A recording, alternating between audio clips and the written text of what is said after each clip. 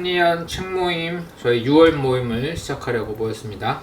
그래서 한희진 목사님, 안녕하세요. 장성 목사님 이렇게 안녕하십니까. 모였습니다. 어느덧 6월이 되었는데요. 예.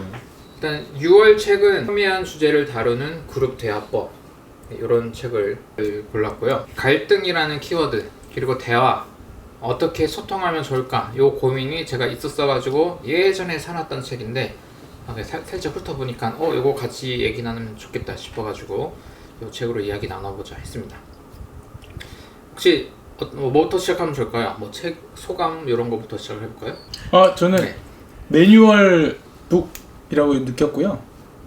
중요한 건 이 책이 조금 더 잘 활용이 되려면 이 책에서 소개하고 있는 다양한 대화법을 시뮬레이션을 하는 장면을 좀 같이 보면서 하면 훨씬 더 이해도 빠르겠다는 생각이 들었어요.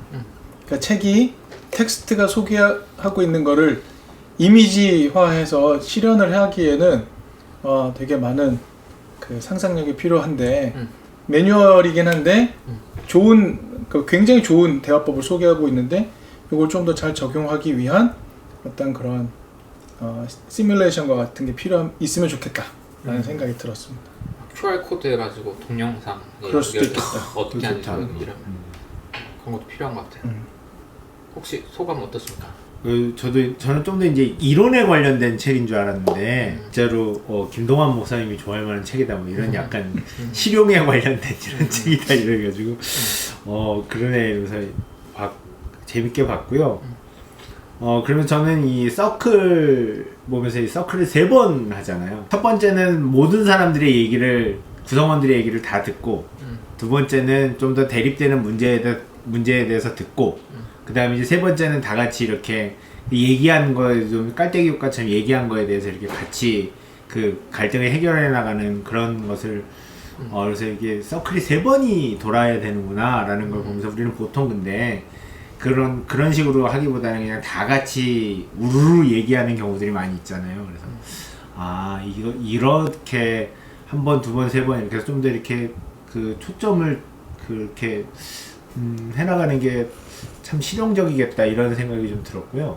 그 다음에 책을 읽으면서도 무엇보다도 여기 보면 전문 진행자라는 사람이 있잖아요. 전문 진행자의 역할을 보면서 무엇보다도 감정 조절을 해나가는 게 이 토론의 핵심이구나. 그 감정을 이렇게 계속해서 분위기를 조절하고 서로에게 말하는 사람들이 감정을 낮추고 서로에게 공감해 갈 수 있게 하는 그게 이 토론의 이 갈등 해결의 그거고 그걸 해내는 사람이 전문 인도자 그러니까 전문 해결자구나 이런 생각이 들어가지고 이게 토론은 역시 지식으로 서로를 설득한다 뭐 이런 문제이기보다 감정을 건드리지 않고 내가 화내지 않고 또 상대방도 화내지 않게 만들고 또 상대방이 화를 냈더라도 내가 그거를 중화시켜 나가는 게 토론이 성공적으로 갈 수 있게 만드는 가장 훌륭한 일이구나. 역시 옛날부터 화내면 진다 그랬는데 정말 화내면 지는 거구나. 재밌는 얘기, 그런 얘기들 보면서 재밌었어요, 되게 이 책을 읽어보면서. 네. 저는 이제 종종 퍼실레이팅에 관한 종교가 아닌 그냥 회사나 일반 모임에서 하는 사람들이 어떤 연구하고 하는지 그 책들을 봐요. 몇 권을 받고 이 책을 봤는데 요거는 약간 그런 것보다도 교회에서 쓰기 특화되어 있는 그런 것도 좀 많은 느낌이었고 퍼실레이터 책들은 약간 일반 회사에서 쓸 수 있는 그런 콘텐츠들이 조금 더 많았었어요. 그래서 근데 아까 얘기했던 뭐 동영상 링크나 이런 거는 확실히 일반 퍼실레이팅 책들이 좀 더 잘 돼 있긴 한 것 같아요. 그게 실제로 그런 것들을 나와요? 이게 우리나라 이제 회사 조직 문화가 아직도 문제잖아요. 그래서 우리나라에서도 이 이슈가 엄청 중요한 문제 같고 저희 교회에 오는 멤버분들 중에서도 지방에 사시는 분인데 서울에 와서 퍼실레이팅 교육 받고 엄청 노력하는 거예요. 그러니까 교회뿐만 아니라 모든 어쨌든 두세 사람이 이상이 모이면 소통에 이제 어려움이 있잖아요. 세계관이 다르고 세대가 다르기 때문에 이걸 어떻게 해결해야 하느냐가 아주 큰 이슈여서 굉장히 다들 노력하고 있는 부분이고 교회가 사실 조금 늦은 면은 있죠. 그런데 사실 소모임이나 어떤 모임들은 개신교 장점이잖아요. 우리가 할 수 있는, 우리가 맨날 하는 거고.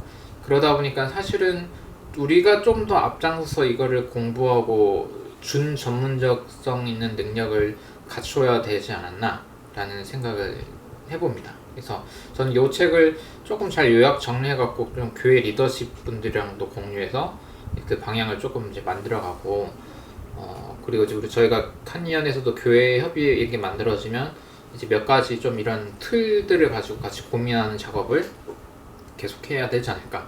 그 중에 괜찮은 레퍼런스일 것 같다라는 생각을 했습니다. 근데 이 전문 진행자라고 하려면 전문 네. 진행자가 된다라는 거는 여기에 대해서 어떤 그런 과정들이 있는 건가요? 그런 거는? 그리고 회사에선 다 과정들이 있고요. 근데 우리는 전문 진행자 아니어도 어쨌든 보통 교회에서 작은 교회는 목사님들이 진행을 할 때가 좀 많긴 해서, 물론 교인이 맡아서 하기도 하지만은 진행자를 매주 하는 거다 보니까 교회 안에서 전문 진행자긴 한 거잖아요. 그러니까 우리가 그쵸 그런 역할들을 하긴 하는데, 네.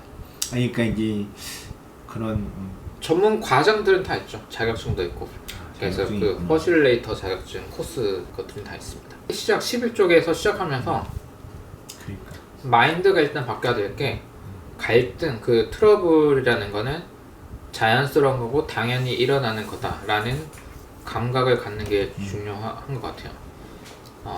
또 그런 갈등이 필요한 부분도 있고, 왜냐면 이거 우리가 너무 조심스러워 하려다 보니까 아까도 얘기 들으면 생각이 달라서 화가 날 일들이 많을 것 같은 거잖아요. 그래서 어떻게 되냐면 말을 말자라는 게 조금 그 안에 어차피 싸울 것 같고, 내가 딱 계산을 했는데 저 사람 견적을 보니까 말이 안 통해요. 이 주제 꺼냈다가는 우리 피 본다. 그러면 그냥 안녕하세요. 네.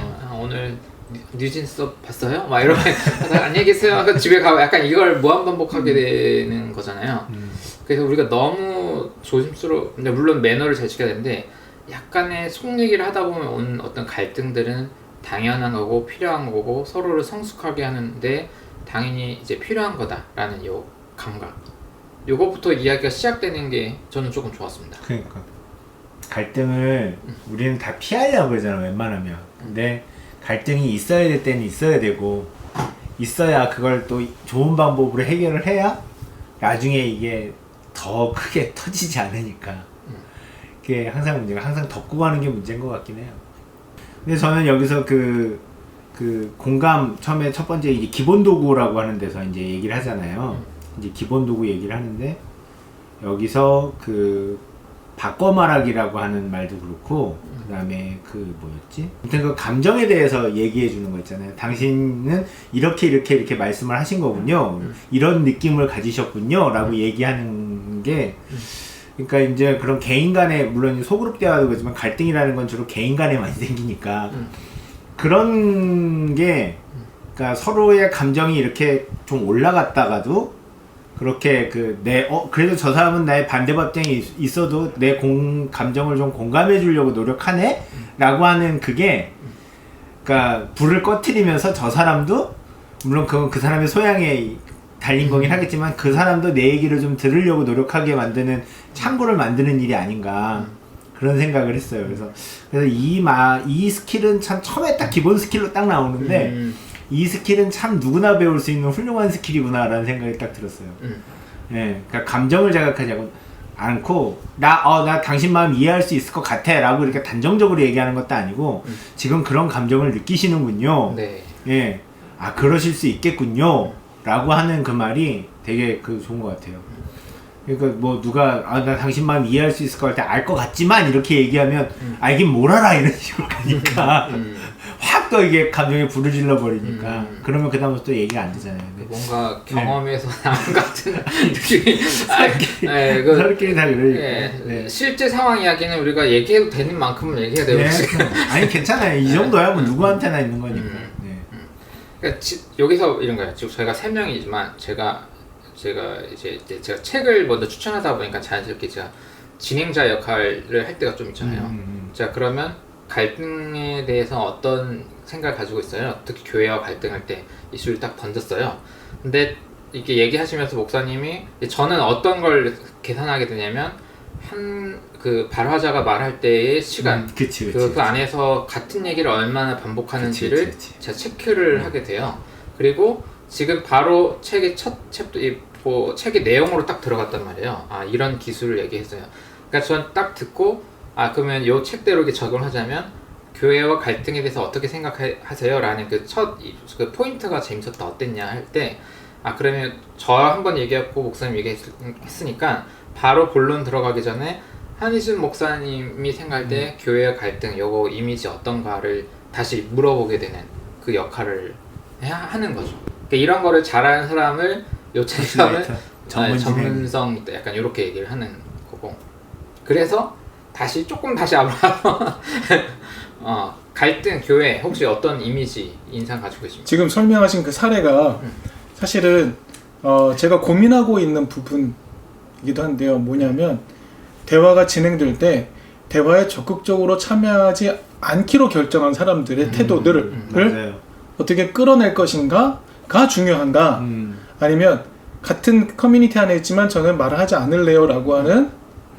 그것을 존중해 주는 게 중요한가 이것도 사실은 상황에 따라서 결정해야 되는 문제인 것 같아요. 그러니까 꼭 발언권을 동등하게 다 줘야 된다가 아닐 수도 있지 않을까? 라는 케이스도 분명히 등장하더라는 거죠. 근데 이게 마치 무조건 발언의 총량은 비슷하거나 같아야 돼 라는 게 하나의 암묵적인 이게 원칙이야 라고 했을 때는 말하지 않는 사람들을 어떻게 스킵해서 넘어갈 수도 있잖아요. 그러면 전문 진행자가 우리 상황에서는 교회 목회자가 왜 저 사람에게 말할 시간을 주지 않고 다음으로 넘어가요? 라는 지적이 나올 때도 있더라라는 사례를 얘기했으니까 그런 사례도 저도 있더라라는 거예요. 그러니까 항상 발언의 총량을 같게 유지하는 게 중요한지 아니면 상황에 따라서 넘어가는 이런 것들이 중요한지도 매우 케이스 바이 케이스로 함께 살펴야 되는 부분이 아닐까. 거기 약간 갈등이나 트러블 있는 요소로 좀 경험된 게 있으세요? 그런 우리 교회 모임에서 목사님 누구만 계속 말하고 있는 것 같은데요? 항상 그렇죠. 왜 목사님만 말해요? 목사님만 말해요. 그래서 말하지 않으니까 이런 것도 많고요. 사실은. 근데 그래서 항상 우리 교회 청년들이 지적을 하죠. 목사님만 말 안 하면 된다. 네. 그래서 안 하려고 노력을 하고 있습니다. 그렇기 때문에 목사님이 고민하는 게 조금 말이 잘하는 분들도 있고 조금 적은 친구들도 있고 이거를 이제 어떻게 해야 될까라는 고민을 하고 계신다는 거죠. 뭐 전체적인 총평 같은 느낌으로 얘기를 하면 이 책에서도 그런 서두에서 그런 얘기하는데 영성이라는 얘기를 하거든요. 그러니까 서로 얘기를 들어주는 영성적인 차원의 대화 경청을 하는 시간에서는 중요한 작업이 자기 자신을 서로에게 열어 보이는 작업이 굉장히 중요하다고 저도 배웠고 그렇게 항상 고민을 하고 있는데 정작 자기가 가지고 있는 자기의 약점, 고통, 슬픔을 잘 내놓지 않는다는 거예요. 안전하게 여기지 못하는 것의 방증일 수도 있는 거죠. 얘기를 하지 않는 겁니다. 그러면은 도무지 어떤 그 깊이 있는 영성 모임이 진행되지 않는 부분들이 있거든요. 그러니까 결국 대화에 참여하고 싶지 않는 거죠. 많은 거죠. 그런 상황일 경우에 대화로 참여하도록 자꾸 끌어내는 게 중요한가 아니면 있는 그대로 놔두는 게 중요한가.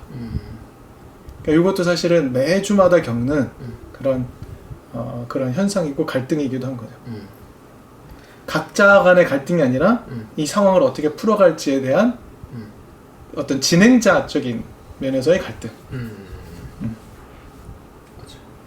요 책에서도 그런 얘기 살짝 있는데 그냥 말이 적은 사람이 있고 그런데 말을 하고 싶은데 하지 못하는 이유가 있는 경우도 있는 거예요. 왜냐면 이미 그룹에서 얘기되는 중론이 있는데 생각이 너무 달라서 얘기했다가는 큰일 날 것 같다거나 나이 차가 많다거나 젠더 문제거나 여러 요소들이 있어서 일단 기본 룰은 이거는 요것뿐만 아니라 그냥 퍼실레이터나 이런 고민하는 모든 직종인 사람들의 기본 룰은 평등 시간 세팅이거든요.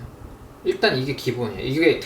이걸 해야 되냐, 유전적으로 좀 말 없는 사람도 있고 당연한 건 맞는데, 일단 우리의 이상점은 발언을 동등하게 하는 거가 맞는 거고, 이 전문성을 가진 사람이라고 하면은 누가 말이 적다고 하면은 그 이유를 잘 추적해내고, 근데 그걸 일부러 가서 여기 말해보실래요? 하면 이게 안 되잖아요. 그 사람이 부담스럽지 않은데 편하게 말할 수 있는 분위기를 그 사람도 알게 모르게 이걸 세팅을 어떻게 할 수 있느냐, 그걸 얼마나 잘하느냐로 퍼실레이터의 전문성이 이제 들어가는 거죠. 근데 이게 우리는 어려워. 왜냐면 우리는 개신교에서 설교자가 말을 많이 하는 연습을 하기 때문에, 또 우리가 어떻게 하면 말을 잘할까 고민하는데 에너지를 많이 쓰잖아요. 이쪽에 전문성을 갖는 건 좀 너무 결이 좀 달라가지고 약간 좀 충돌되는 지점은 있는 것 같긴 해요. 또 하나 생각은요, 갈등이라는 게 어떤 하나의 조직이 하나의 목표를 향해 나갈 때 갖는 여러 이슈, 여러 주장이 부딪히는 걸 갈등이라고 할 때, 교회는 보통 교회를 이끌어 간다라고 보게 되는 목회자가 깃발을 드는 대로 쫓아가야만 하는 상황인 거죠. 거기서 내 생각은 다른데요? 나의 신학은 다른데요? 라고 했을 때 그 갈등을 해소해내고 함께 대화로 풀어가는 장이 각 교회마다 있는가? 그렇지 않다는 거죠. 그러니까 담임 목사가 이겁니다, 이를 갑시다 라고 할 때 쫓아가는 것, 익숙한 것이지, 저는 생각이 다른데요? 그래서 갈등적인 요소가 생겼을 때 그 갈등을 서로 풀어가면서 어느 방향으로 갈지를 결정하는 게 아니라는 생각이 드는 거죠. 그러니까 어떤 누군가 주도적으로 어떤 이런 신학적 방향으로 갑니다라고 했을 때 저는 생각이 다른데, 그럼 수정해 볼까요? 고쳐가 볼까요? 이런 스탠스로 보이는 교회는 매우 적지 않을까. 왜냐하면 일로 끌고 가야 되는데, 네. 갈등이 있을 때는 그냥 조용히 떠나버리거나 그런 갈등을 얘기하지 않는 경우가 많겠죠. 그리고 이제 일반적인 교회를 얘기하셔서 그런데, 보통 보면 그러니까 이런 의견이 나왔는데 반대하는 쪽이 생기면 이제 대부분 일반적인 교회, 이렇게 일반화시키면 좀 그렇겠지만, 보통은 좀 뭐랄까요, 그러니까 한쪽이 일방적으로 좀 다수가 그러니까 소수인 경우에는 그 소수들이 일방적으로 좀 당한다 해야 될까요?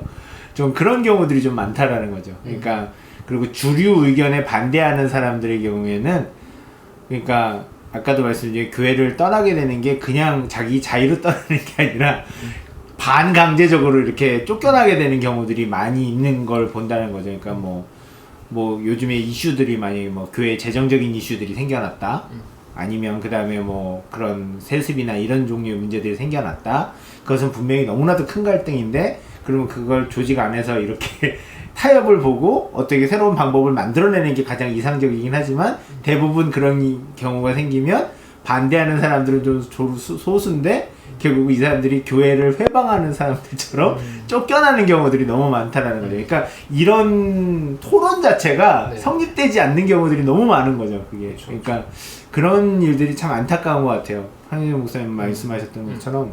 그래서 사람들이 막 교회를 새로 분립해서 나와서 교회를 세웠다 이런 식으로 이렇게 되는 얘기들을 많이 봤을 때, 아예 토론 자체가 성립되지도 않고, 그 다음에 이런 의견을 들을 만한 준비도 안 돼 있고, 그런 일들이 일반적이다라는, 그러니까 좀 너무 교회에 많은 것 같아요. 그러니까 토론이라고 하는 것 자체가 교회에서는 별로, 일반적인 보편적인 교회들에서는 별로 성립되지도 않는 것 같은 거죠. 그러니까 그게 참 안타까운 것 같아요. 토론을 할 수 있는 교회는 정말 성숙한 교회다, 이렇게 얘기할 수 있는 분위기가 되는 것 같아요. 그러니까 되게 안타깝더라고요. 그러니까 제가 만약에 퍼실레이터 전문 교육을 받아가지고 어떤 교회든 어느 모임을 가서 이 모임을 객관적인 평가를 한다, 이제 며칠 정도 같이 동행하면서 탐구해서 리포트를 쓴다든지 그런 잡을 받았다 하면, 평가 항목이 그런 건 거예요. 발언의 동등성이 어떻게 보장되어 있느냐, 그리고 갈등이 어떻게 표현되고 조정되고 있느냐, 이런 과정들을 스케치하는 건데, 만약 갈등이 없다 그러면 이건 권위적인 어떤 뭐가 세팅되어 있는, 이게 진보 보수와 상관없이 이게 그렇게 되고 있고, 이 갈등은 늘 있을 수밖에 없는 거라서 가족 관계도 늘 그렇지, 있는 거잖아요. 늘 있는 예, 이거를 갈등이 너무 커져갖고 너무 심각하게 싸워서 헤어지는 쪽으로 가지 않고 늘 갈등이 톡톡톡 튀어올 때 이거를 정말 유쾌하게 좀 해결할 수 있고 이런 방법들을 잘 타협하는 그 과정들이 이렇게 어떤 단체 안에 계속 보인다면은 아 요거는 컨트롤 되고 있는 집단이다. 건강하다. 네, 이런 게 평가를 할 수 있겠죠. 근데 목사님 말씀하신 대로 보수 진보 상관없이 그게 잘 없다. 이러면 대다수는 소통 구조가 잘 안 돼 있고 발언자가 좀 정해져 있고 이게 하는 늘 패턴이 있어가지고 사람들은 떠날 수밖에 없고 지금 이게 된다는 거죠. 그래서 바깥에 있는 사람들이 그렇게 자꾸 발언 시간 맞추는 거를 약간 그 스트레스를 줄 만큼 그러니까. 얘기를 많이 하는 거야. 왜냐면 이게 안 되니까 그 안에서 조정. 그러니까요. 그게 권력 구조에 관련된 일이다. 그러니까 여기 그 갈등 구조를 해결하는 데 양극단에 서서 이렇게 하는 방법이 있더라고요. 네. 그래서 근데 그거를 할 때 제일 주의해야 되는 게 그 조직 내 권력 구도를 생각하는 게 제일 중요하다라고 얘기하더라고요. 그러니까 자기의 의견을 이렇게 공개적으로 드러냈을 때 그것이 불이익이 올 것인가 안 올 것인가를 고민하게 만드는 순간이 있는데 그게 고민하게 되는 순간이면 그런 방법을 쓰면 안 된다라고 얘기하는 거죠. 그런 조직이면. 그렇죠. 네. 권력 그게 계속 딱 들어서 생각나는 게 지금 옛날에 제가 일했던 교회가 여기 가까워 있어가지고 옆에 디오치유 교회 가까이 있어. 그 생각나요. 그때 담임 목사님 앉고 한 25명 정도 목회자들이 모였는데 아침 식사를 하고 왔고 혹시 좀 요즘 교회 좀 트러블 있냐, 좀 어려움 있냐, 전도사, 목사, 부모 여기 다양한 직급이 다 모인 거. 서슴탄회하게 얘기하면 다 들어줄게 하는데 정적 아무도 얘기 못하는 노 코멘트. 여기서 말 잘못했다가는 이렇게 칼 맞는 거야. 그래서 담임 목사 잘 돌아가고 있고. 그러니까 아무 일 없어 평화로워. 너무 잘하고 있고. 근데 우리 단 한마디도 할 수 없는 그런 분위기였는데. 근데 또 교인분들은 우리 교회가 이러고 있고. 그러니까 중간 노동자로 있었던 그 기억을 생각하면 지금 이게 아닌데 지금 이거 한 발자국도 못 나간 건데 약간 이 생각. 그러니까 또 아무 말도 못 하는 거죠. 그러니까요. 예. 그래서 이 책을 보면서 되게 이게 이 책이 물론 실용서긴 하지만 그 실용서의 이면에서 이 책을 봤을 때 제일 중요한 거는 토론이고 갈등을 해결하는 데 있어서 제일 중요한 거는 반대 방향을 어떻게 반대 사람들 어떻게 의견을 나누고 뭐 이런 거라기보다 평상시에 이 사람이 어떤 사람이구나라고 하는 거를 익히고 아는 게 그러니까 이제 그걸 여기 이 책에서는 영성이라고 표현을 했겠죠. 그러니까 서로가 그러니까 우리 예를 들자면 김동완 목사님이나 저나 이렇게 일하는 방식이나 살아가는 방식이 되게 대칭적이잖아요. 근데 그럼에도 불구하고 이 사람이 왜 이런 식으로 얘기하는지에 대해서 이해할 수가 있잖아요. 그건 사귐이 있기 때문에. 그죠? 그러니까 그런 것 같아요. 그러니까 이게 이 그룹 대화 안에서 첨예한 주제를 다룬다라고 했을 때 첨예한 주제는 얼마든지 나올 수 있지만 그 첨예한 주제를 해결할 수 있는 방법은 그러니까 이 평상시에 이 조직의 분위기라고 하는 거겠죠. 예, 그게 참 중요한 건 것 같아요. 그러니까 아까도 얘기했지만 기본적으로 권력 구조가 이렇게 돼 있는 상태에서는 첨예한 주제 자체가 존재할 수 없는 거죠. 그죠? 근데 첨예한 주제가 존재한다는 것 자체가 이미 이 그룹은 되게 평등한 그룹이다라는 얘기를 하는 거잖아요. 그리고 첨예한 주제에 대해서 얘기할 수 있고 들을 수 있고 의견을 나눌 수 있다는 것 자체가 이 조직은 되게 건강한 조직이다라는 그룹이다라는 얘기니까. 그래서 어떻게 보면은 대화의 장을 만들어서 그걸 해나간다라고 하는 그 평상시의 그 그룹, 교회의 분위기를 끊임없이 훈련하는 게 무엇이든지 그런 식으로 방법으로 좀 힘들지만 작아도 항상 다 의견을 듣고 좀 갈등이 생겨도 또 조율하고 하는 방법으로 작은 것부터 그렇게 항상 그걸 만들어 나가는 게 그게 아주 첨예한 뾰족한 주제에서도 교회가 그걸 봉합할 수 있는 교회라는 그 조직이 봉합할 수 있는 능력이 되는 게 아닌가. 그래서 이제 이 책에서는 그 영성이라는 말을 하는 게 아닌가. 그런 얘기가 생각이 좀 들어요. 예. 그게 아무튼 한 가지로 한 번에 되는 건 없다라는 생각이 이 책을 보면서 좀 그런 생각이 좀 들었어요. 네. 같은 맥락으로 저는 이 책에서 포인트를 잡은 게 좋았던 게 그냥 이 대화 방법 대화 방식이 이 모임의 영성이다. 맞아요. 우리가 이제 설교자가 얘기한 어떤 컨텐츠 내용물이 모임의 영성이 아니고 어떻게 미팅되고 있는지 형식 자체가 그런 거라는 거예요. 그러니까요, 맞아요. 그게 약간 한방 그 때리는 뼈 때리는 얘기처럼 느껴지긴 했어요. 저도 이게 이제 실용서라기보다는 진짜로 뭐가 중요하지?라고 하는 그 대화의 이 세션들이 계속 나오잖아요. 근데 그 세션들이 그걸 얘기하는 것 같더라고요, 진짜. 그래서 라는 생각이 좀 들었어요, 진짜. 근데 우리는 항상 그걸 해결하려고 하는 방법에만 좀 신경을 쓰는데 그 해결은 이미 그 공동체의 분위기에서 해결되는 거지 방법이 아니다라는 생각이 좀 들더라고요. 네. 두 가지 어려운 거죠. 그 목사님 얘기한 것처럼 골고루 대화하고 싶은데 그냥 말을 좋아하는 사람과 말을 맞아. 힘들어하는 사람 일단 기본 있고 일단 이게 난이도가 일단 출발부터 사실 있어요. 그리고 하나는 그런 경험 많이 느껴본지 모르는데 사역하실 때 너무 솔직히 막 얘기를 하다 보니까 너무 싸워서 그냥 떠난 경우도 저는 몇 번 경험을 사실 했었거든요. 질려서. 네, 그 갈등이 해결이 안 돼서 떠난 경우도 많아요, 사실.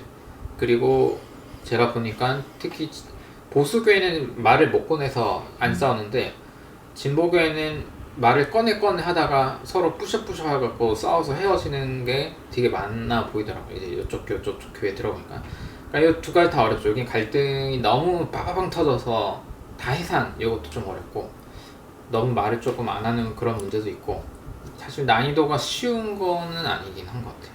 근데 저는 그냥 그런 경험이 좀 궁금해요. 그냥 지금 뭐 갈등에 대한 이론적 여러분들의 뭐 해석 요거보다도 혹시 잘 컨트롤했다고 느껴지는 그 좋은 긍정 경험이 있는지 아니면 뭐 여기 담당 목회 뭐 할 때 여기 내 그 그룹에 요거 그때 잘 이렇게 했었어야 했는데 아쉽게 좀 떠난 케이스 중에 혹시 이제 약간 추상적으로 좀 소개해 줄 수 있는 그런 케이스들이 혹시 있는지 좀 궁금합니다. 이든교회 얘기를 하면 이든교회의 초기 구성원들이 있죠. 초기 구성원들은 결혼하고 아이가 있는 가족부터 청년들까지 두루두 있었어요. 근데 중간에 결혼한 그룹이 떠나게 됩니다. 떠나는 이유는 뭐였냐면 청년들이 아무 일도 하지 않는다는 거였어요. 교회 내에서. 그러니까 본인들은 어떤 교회적 경험들에서는 열심히 봉사도 하고 참여도 하고 이런 경험들이 있었던 거죠. 그래서 뭔가를 좀 더 할 수도 있다 싶은데 정작 청년들은 에너지 레벨도 매우 낮고 아무것도 안 하는 것처럼 느껴지는 거예요. 그래서 갈등하다 결국 떠나게 됩니다.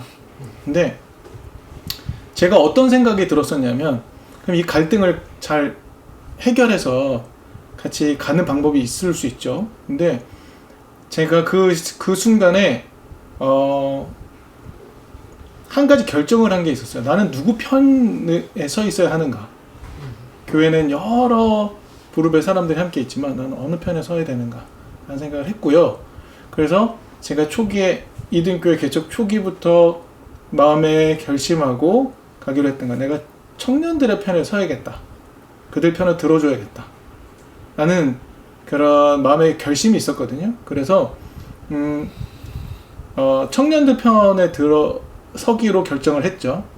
그랬더니 그 결혼한 그룹, 기성 그룹들이 이제 떠나게 되는 거죠. 자연스럽게 떠나게 되는 거였어요.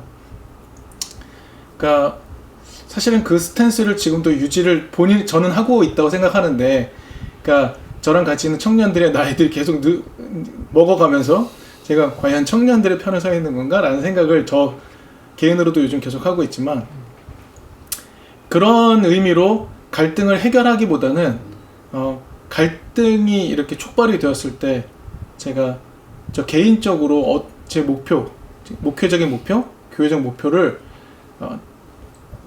방향을 딱 결정을 하고 설정을 했을 때 떠나갔던 사람들이 그런 경우들이 있었죠. 근데 그거는 제가 사실 목회적인 결정 때문에 어쩔 수 없이 일어난 일이었다고 생각해요. 근데 제가 딱 들었을 때 느낌은 결혼한 분과 아닌 문제보다는 어떤 교회에 열정이 좀 많은 분과 조금 덜한 분 약간 그런 차이가. 그렇죠. 그게 꼭 세대 때문에 그런 건 아니었어요.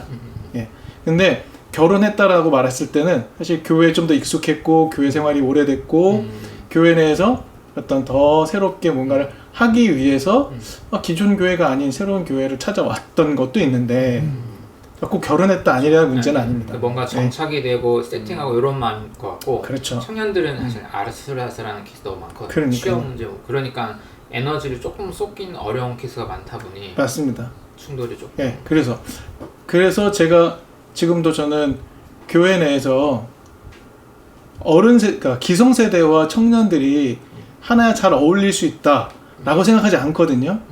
저는 갈등의 회피가 아니고 그거는 갈등조차 이렇게 드러나지 않는다. 왜냐하면 떠나버리면 그 말이니까. 그러니까 떠나버리는 사람들을 붙잡아서 앉혀서 갈등이 있지만 해결해보자. 이거는 답이 되지 않는다라는 생각 때문에 그래서 그런 경우가 있습니다. 비슷한 경우 혹시 있으신가요? 뭐 전에 부서 사역이든 뭐. 저는 당회에서 제가 청년부 사역을 할 때 청년부 예산이 너무 먹는 거에 많이 쓰인다라는 말을 드릴 때가 있었어요.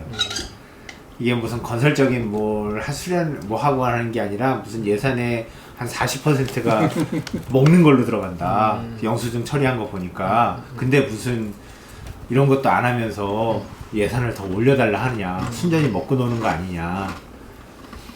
이제 그런 얘기를 들었고, 이제 수장로님이 그런 말씀을 하시고, 이제 근데 거기에 대해서 우리 그 부장장로님은 아무 말씀을 못 하고 계시고, 이제 제가 대변을 해야 되는 상황인데, 이제 그때 그 담임 목사님이 그런 얘기를 해주셨어요. 교회 학교에서는 먹는 게 답니다. 딱 그 얘기를 해주시더라고요. 그래서 많이 모인다라는 증거다. 그 얘기를 통해서 이제 다른 장로님들도 약간 그래 그럴 수 있다라는 분위기가 됐어요. 당사자가 얘기하는 게 아니라 회의 주관자가 얘기를 해주니까 그게 그 순간에는 좀 이렇게 달라지는 게 있었던 것 같아요. 그러니까 이게 어떻게 보면은 아까 그 한희준 목사님이 나는 양쪽 스탠스에 어느 스탠스에 서야 될 것인가 라고 했을 때 청년 스탠스에 서겠다라고 했던 그런 얘기들 있잖아요. 그러니까 이제 물론 여기 전문 진행자는 공정하게 이거를 해야 되는 것도 맞아요. 근데 그럼에도 불구하고 그러니까 이제 구조적으로 그러니까 누가 약자인가 당사자들이 뭔가를 얘기하는 게 아니라 그 의견은 이래서 이렇게 나온 것 같습니다 라고 전문 진행자가 정리를 해준다는 한 가지가 오히려 이 양쪽의 또 설득력과 이 쓸데없는 그런 것들을 줄여줄 수 있지 않나. 근데 좋은 경험이네요. 네, 잘. 그러니까요. 그래서 청년부 안에서의 그런 기억난 거 없어요? 그냥 그 외부 뭐 장로님 이런 거 말고. 그 청년부나 이제 교구 사역이나 이런 걸 해보면은 이거는 주로 의견의 대립이라기보다는 말에 의한 서로에 대한 상처, 그 상처를 위한 감정적인 대립이 되게 많아요. 예, 그러니까 이게 의견이라기보다는 그냥 관계의 문제에서 이런 것들이 많이 생기더라고요. 근데 그 관계의 문제는 이런 식으로는 해결이 안 되더라고요. 예, 그건 그냥 싸움이에요. 싸움. 그러니까 그러면 결국 그거는 누가 한 사람 나가거나 아니면 서로의 잘못을 인정하고 화해하거나, 근데 화해하는 경우는 잘 없더라고요. 그래서 결국은 뭐 교구 안에 뭐 구역이 있으면 구역으로 옮겨주거나 따로 분리를 시키거나 아니면 청년부 내에서는 누가 딴 데로 가버리거나 뭐 이런 식으로밖에 해결이 잘 안 되더라고요. 예, 의견의 대립으로 나타나는 것들은 좀 실제적으로는 좀 없었던 것 같아요. 저도 화해를 하는 교우분들이 하는 거를 본 경험이 없는 것 같아요. 아쉽게도 예수님이 그렇게 얘기하시고, 아무리 이런 책이 있어도 진짜 안 돼요. 재밌게 딱 들었을 때 떠오르는 게 어떤 게 있었냐면, 대학로 이럴 때 우리 청년, 제가 좀 어린 청년 20대 친구들 일할 때였는데 같이 이제 모임도 잘하고 재밌게 맛있는 것도 먹고 내가 볼 땐 되게 둘 다 친해 보였어. 근데 나중에 헤어지고 나중에 다른 친구한테 들었더니 얘네 둘이 서로 말도 안 하는 사이. 전 파악도 못했어요. 그러니까. 그냥 화기애애해보고 막 이랬는데 알고 봤더니 작은 뒷담화를 한 명이 먼저 했는데 또 그 상대편이 그것도 들었고 서로 뒷담화로 싸우는 중에 서로 공식적인 자리에서 그런데 근데 같이 볼 때는 티가 안 나. 제가 좀 분해가지고 파악이 안 돼. 근데 요런 케이스가 은근 많은데 요거는 이 책 쓰신 분이 와도 제가 해결을 못해요. 책의 저자가 와도 해결 못해요. 세계적인 전문가가 와도 해결할 수 없는. 그러니까 이 토론의 과정을 생략한 이미 감정이 상해버렸거든요. 그런 건 어쩔 수 없는 것 같아요. 네, 그런 건 어쩔 해결이 수 안 없고. 되는 것 같아요. 근데 이제 해결할 수 있는 것도 있으니까 좀 고민을 좀 해봐야 되는데. 화해 경험 좀 있으세요? 무슨 그 교우분들이나 이렇게 목회 현장에서 이런 약간 갈등이라고 할 수 있을 법한 그런 부딪힘이 있을 때 그래도 잘 해서 감정이 좀 잘 해결돼서 좀 좋은 관계로 이렇게 되는.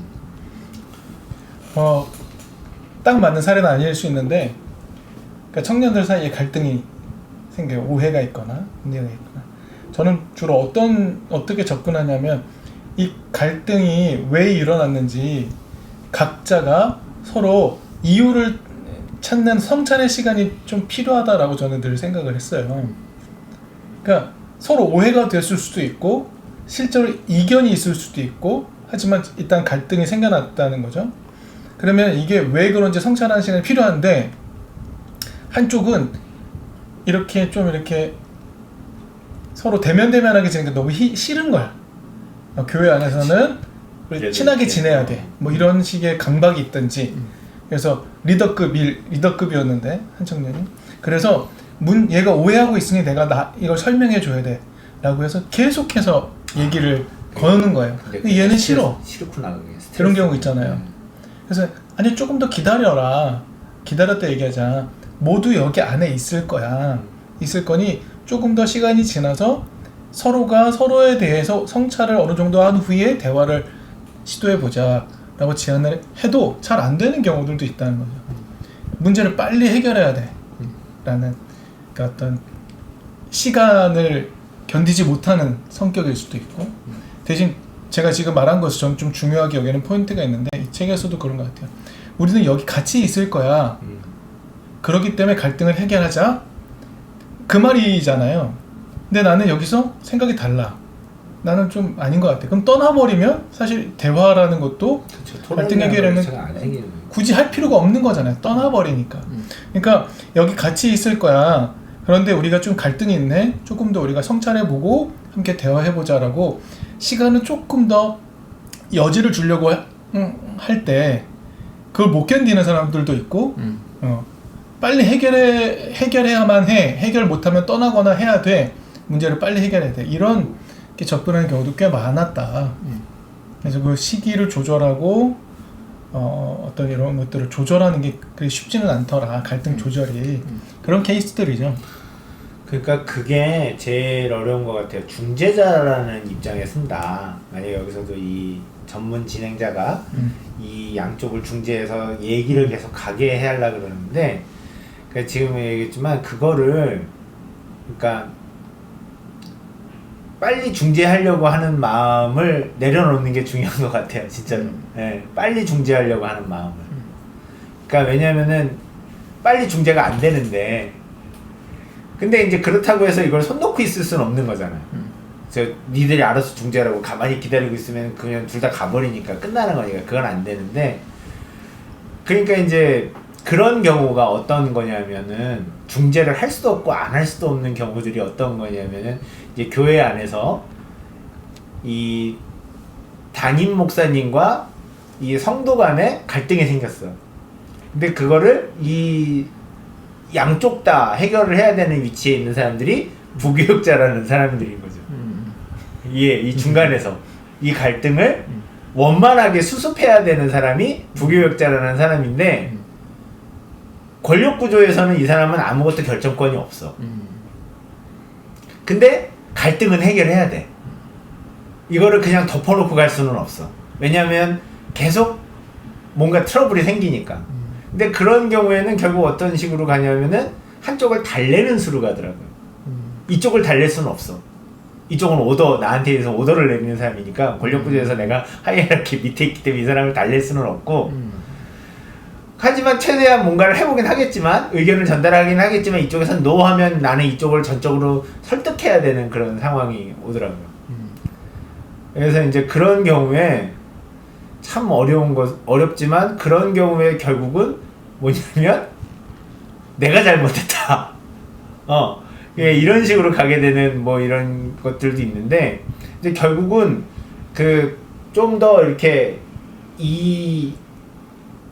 이거에서 이걸 해결하려고 했을 때 그냥 손 놓고 있을 순 없지만 내가 해결할 수 있는 방법이 실용적인 걸 얘기하자면 좀 더 내가 편안하게 얘기할 수 있는 그 관계에 있는 사람과 좀 더 얘기를 좀 더 많이 하면서 그러니까 이 내가 설득해낼 수 있는 그런 설득이라기보다는 좀 이렇게 공감을 이끌어낼 수 있는 그런 과정에 있는 사람과 문제를 해결을 해내고 그리고 이걸 통해서 이쪽으로 문제를 해결해내는 일들이 좀 그래도 좀 그게 되지 않을까 그런 생각이 좀 들었어요. 그건 좀 저희 이제 나왔으니까 한 얘기인데 좋은 세팅은 아닌 것 같아요.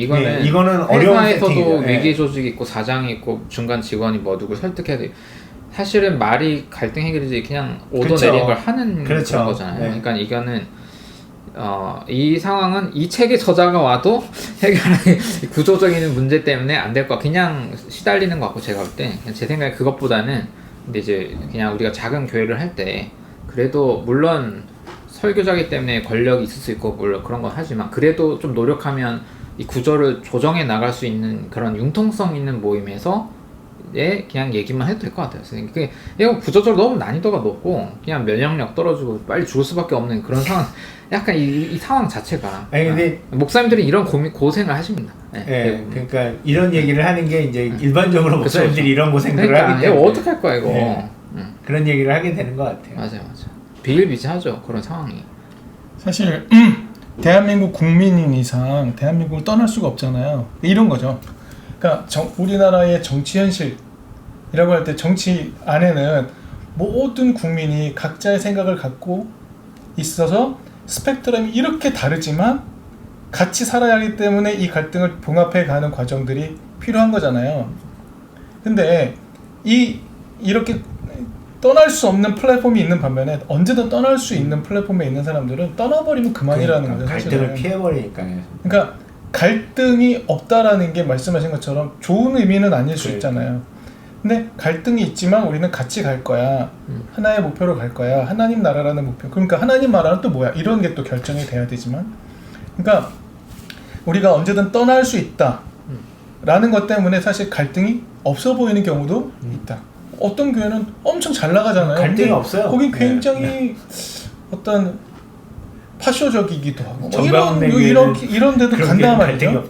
그러니까 결국에는 지금의 한국 교회라는 현장을 딱 생각해 볼 때는 한국 교회에서 예전에는 교회를 떠나면 구원이 없어라는 그런 두려움 때문에 교회는 떠나지 못하게 하는 이런 하나의 생각이 있는 거죠. 떠나지 못하게 하는. 근데 이제는 언제든 떠날 수 있어. 생각이 다르거나 이런 접근하는 거나 뭐 태도가 사람을 대하는 태도가 안 좋으면 떠날 수 있어. 그러면 갈등이 없는 것처럼 보이는 거죠. 근데 그 구조는 이제 점점 사라져 갈 것이고 그러면은 결국에는 갈등이 있지만 우리가 어떤 목표를 향해 가고 있지라는 걸 좀 이렇게 예리하게 결정을 해놓고 여기에 가기 위해 우리의 서로 다름을 어떻게 조율해 갈까 라는 데 대한 최소한의 동의가 있어야 이 대화도 가능해지는 거예요. 네. 그러니까 내가 얘랑 성격은 좀 다르지만 같이 갈 거야. 뭐 이 정도의 동의가 있어요. 그러니까 그게 아까도 얘기했지만 결국 그 모임의 정체성에 관련된 얘기처럼 들리는 것 같아요. 그렇게 얘기를 하다 보면 그러니까 우리는 정말로 다른 사람들이 모였지만 다 부족한 사람들이 모였지만 어떻게 해서든지 우리는 한 몸으로 이루어서 갈 거다. 교회가 우리가 결국은 유기적인 교회다라고 얘기를 할 때 우리가 다 팔다리고 같은 조직인데 하나에 모여서 다 다르지만 하나로 갈 거다. 그러니까 그런 얘기를 정말로 가지고 갈 건가 그 조직이 아니면 우리는 하나로 만들어져서 갈 거다. 획일화돼서 갈 거다. 우리나라라고 하는 나라가 참 그 군사 독재 시절 이후부터 군대 문화라는 게 너무나도 온 나라를 다 휘두르고 있어서 뭐가 기본적으로 누가 좀 못했다 그러면 저게 빠져가지고 이런 식의 사람들이 얘기를 많이 하잖아요. 기본적으로 입에 달고 살잖아. 그리고 뭐 군기가 빠졌네, 군대는 아닌데 군기가 빠졌네라는 얘기를 하게 되고 그리고 또 결국은 싸움 끝에 사람들이 하는 논쟁 끝에 결국 하는 말이 뭐냐면 너 몇 살이야? 뭐 이런 식으로. 그래서 나이 많은 사람은 나이 적은 사람한테 이거 해야 되고 또 조직에 좀 뭐 한 선배들한테는 후배들은 당연히 순종하는 것처럼 명령에 따라야 되는 것처럼 이런 식으로 가게 되다 보니까 어떻게 보면 가장 평등하고 가장 이런 표현이 만 모르겠습니다. 가장 민주적이어야 되는 교회라는 조직에서도 이 군대 문화라고 하는 이 하이어러키를 극복을 못하는 것 같아요. 근데 이 하이어러키가 이 극복이 안 되면 토론이라는 것 자체가 이게 안 되잖아요. 상 위에 있는 사람한테 무슨 얘기를 할 수 있겠어요. 그러니까 그게 그러니까 어떻게 보면은 그거를 우리가 좀 그러니까 토론이라고 하는 첨예한 주제를 다루는 그런 그룹 대화라고 하는 데서부터 우리가 그거를 깨부시는 게 좀 제일 좀 중요한 게 아닌가. 이 책은 미국 저자가 쓴 책이다 보니까 좀 그런 것도 있는 것 같은데 우리는 좀 근본적으로 그런 걸 좀 깨부시고 갈 필요도 좀 있지 않나 이런 생각을 좀 해요. 제 7장 결론에서 아까 동환 목사님 말씀하신 것과 같은 결의 텍스트인데 이렇게 얘기를 했거든요. 자기와 타인이 신성한 존재임을 알고 존중하는 방법을 배우는 것은 최상의 상황에서도 중요한 도전이다. 감정이 고조되었을 때 강압적으로 그렇게 하는 것은 훨씬 더 큰 도전이다. 이를 돕는 실천을 할 때 우리는 영적으로 성장한다. 그러니까 자기와 타인이 각각 모두 신성한 존재임을 알고 존중하는 방법을 배우자인 거잖아요, 결국에. 그러니까 이거는 굉장히 민주적인 것이고 이런 상황을 기초적인 전제로 놓고 하고 있는데 놓고 깔고 가는 겁니다. 이런 서열 구조를 기본적으로 놓고 이 서열 안에서 일어나는 상하의 갈등을 해결할 수 있겠다라는 생각을 하는 건 사실 그렇죠. 매우 어려운 일인 거죠. 네. 그러니까 저는 그 성호 목사님 얘기하신 것에서 저는 이게 군사 문화라고 얘기했지만 저는 이걸 효율이라는 단어로 치환을 했다고 생각이 늘 들거든요. 그럴 수도 있어요. 맞아요. 효율적으로 작동해야 돼. 그러기 위해서 상명하복이 제일 빨라. 가장 효과적이야, 효율적이야. 저는 그 말을 버려야 된다고 생각하는 맞아요. 입장이에요. 네. 잘 안 돼요, 저도 사실은. 그런데 효율적이지 않아야 비효율적이어야 저 작은 목소리도 들어줄 수 있고 그 목소리가 좀 공감을 일으킬 수 있는 시간적 여지를 줄 수 있는 건데 늘 효율적으로 움직여야 되는 상황에 놓여 있는 거죠. 뭐 담임 목사가 부목사를 닥달하는 경우도 마찬가지고 부목사가 교인을 닥달하는 경우도 마찬가지인 것이고 그 어떠한 과제를 먼저 설정을 해놓고 그거를 위하여 사람들을 작동시키는 게 일상화되다 보니까 사람을 존중하기는커녕 사람은 별로 안 중요하고 일이 중요해지고 뭐 이렇게 되는 거죠. 갈등은 빨리 봉합해야 되고 그러니까 그게 너무 일상화되어 있는 거죠. 그러니까 너무 급하게 우리를 맞아요. 드라이브 거는 이 세대를 거스르지 않고서는 사실 갈등을 해결해낼 수도 진짜로 해결해낼 수도 없겠다. 막 수면에 늘어버릴 수는 있겠지만 전적으로 동의를 하지만 효율에 관한 생각은 좀 달라요. 저는 일반 회사들도 우리 아이폰 쓰고 아이패드 많이 쓰고 하는데 효율 되게 중요하거든요. 근데 그 효율을 내기 위해 생산성을 내기 위해서 직원의 복지와 쉬는 시간, 자율성, 뭐 집에서 근무할 수 있다 이런 거를 많이 고민하는 거예요. 그냥 방금 하신 그 문제는 그냥 독재라든지 뭐 권력 구조 문제고 일반 사람들도 이 사람이 어떻게 여유를 가져야 되고 그래야 창의성이 어떻게 나오고 그러니까 옛날에 공장 문화면 말씀하신 대로 그냥 계속 일 시키면 되는데 이제 그게 아니기 때문에 그 효율이 좀 다른 방식으로 효율이랑 생산성이 7, 80년대의 그런 꼭 문화가 아니고 요즘 논의되는 문화는 조금 다른 방식인데 근데 이제 제가 여기 기독교 쪽 와서 얘기한 거면 효율이나 생산성이나 뭐 이런 얘기만 하면 굉장히 우파적인 발언으로 얘기를 하는 것 같은 뉘앙스를 주시더라고요. 저는 이제 그런 마인드는 아니고 저는 좀 중요한 키워드라고 저는 생각하긴 하거든요. 저는 동환 목사님 말씀하신 것에 동의해요. 그러니까 제가 쓴 효율과 목사님이 쓴 효율이라는 단어의 의미가 그쵸. 다를 수 있다라고 인정해요. 근데 그건 어쨌든 간에 경험되어 온 시대가 조금 다를 수 있어서 그 단어가 사용되던 예, 그 문화가 여전히 다르기 때문에 다른 개념일 수 있지만 사실 이건 두 개 다 필요하다고 생각이 듭니다. 그러니까 제가 말했던 것에서 효율은 그러니까 이 일이 되게 하기 위해 너의 생각은 필요 없어. 너의 의견은 필요 없어. 빠르게 하는 빠르게 성과를 내. 그게 효율이라고 우리가 생각하는 거예요. 동환 목사님이 지금 이 시대가 말하는 효율은 각자가 갖고 있는 개성을 각자를 얼마든지 발현해도 이것이 될 수 있게 하는 효율이라고 한다면 훨씬 더 중요한 거죠. 그런 의미의 효율은 당연히 존중받아야 된다. 그러니까 용어를 쓰는 주도적으로 구사하는 사람이 그 용어를 어떤 정의로 쓰고 있느냐 이걸 파악하는 것도 사실은 되게 중요한 능력일 수 있겠다. 그러니까 이게 어떻게 보면은 교회 이제 세상이라는 표현이 좀 그렇긴 합니다. 교회를 제외한 다른 그런 조직에서는 이미 그거를 깨닫고 가고 있는 거죠. 그러니까 어떻게 보면은 회사들이 이익에 제일 밝은 기업들이 이익에 가장 밝은 사람들이기 때문에 옛날 방식으로는 더 이상 이익이 잘 나지 않는다. 그러니까 새로운 방식을 찾아야 되는데 이게 더 새로운 방식이다 그러고 사람들은 더 빨리 찾은 거죠. 근데 어떻게 보면요 교회에서는 그러한 패러다임 시프트도 잘 안 되는 거죠. 예, 그냥 예전에 하던 방식이 편해. 우리 이렇게 잘 커왔어.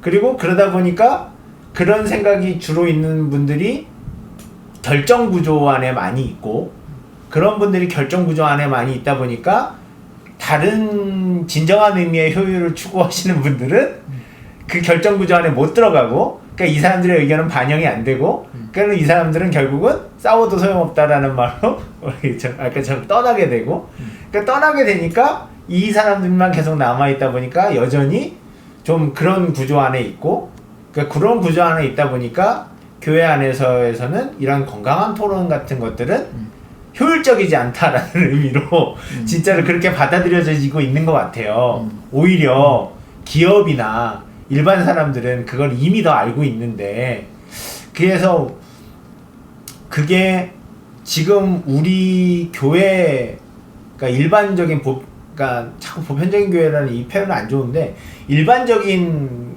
교회들 조직 교회들 안에서도 겪고 있는 그게 큰 잘못된 점이 아닌가. 이 효율이라는 단어를 빠르게 무언가 그냥 소수 의견은 대를 위해서 손을 희생해야 돼 이런 식으로 몰아붙여서 가고 있기 때문에 교회는 더 쪼그라들고 그리고 젊은 세대들은 교회는 그야말로 효율적이지 않아.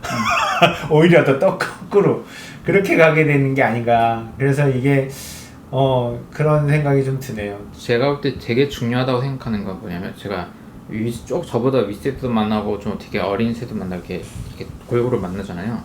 그러니까 효율에 대한 정의도 다르고 대화할 때 제일 중요한 게 뭐냐면 아까 뭐 똑같은 퍼센트도 퍼센티지인데